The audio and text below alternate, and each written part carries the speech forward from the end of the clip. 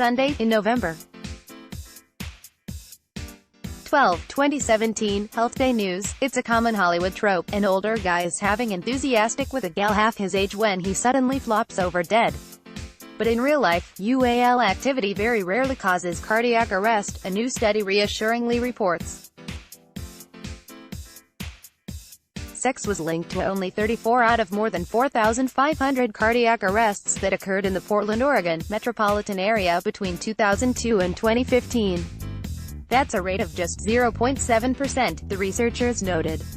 Of those cases, 18 occurred during and 15 immediately after.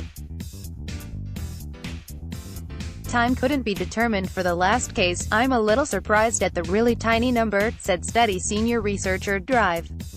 Sumi Chu, medical director of the Heart Rhythm Center at Cedars-Sinai Medical Center in Los Angeles.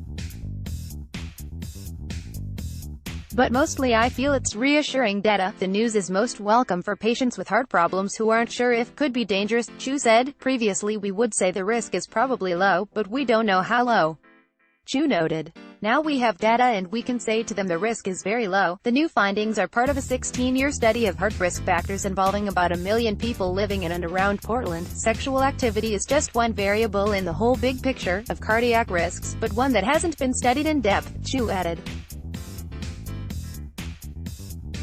Men are more likely than women to have their hearts stop as a result of. Just 2 of the 34 cardiac arrest patients were female, the findings showed. But overall, was linked to only 1% of all cardiac arrests that occurred in men. Other heart experts said they weren't surprised by the results. Sex just isn't as strenuous as people believe. The aerobic activity associated with is equivalent to climbing 2 flights of stairs, explained Drive. Nieca Goldberg. She is director of the NYU Center for Women's Health and an AHA spokeswoman. Dr. Martha Gulati, chief of cardiology for the University of Arizona College of Medicine, said, although a lot of us think requires an intense level of activity, even in the most extreme situations it's not as intense as people imagine it. The safety of comes up from time to time with patients who've suffered a heart attack or have been diagnosed with a heart problem, Goldberg and Gulati said.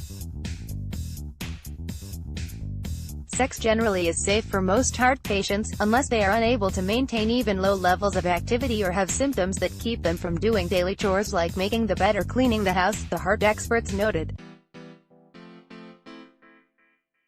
Goldberg suggested that doctors really should be discussing this information with their patients to allay their fears they may have after a cardiac diagnosis, that most people return safely to having UAL activity. There's one silver lining for people who have a cardiac arrest from it. They're almost twice as likely to survive, Chu said.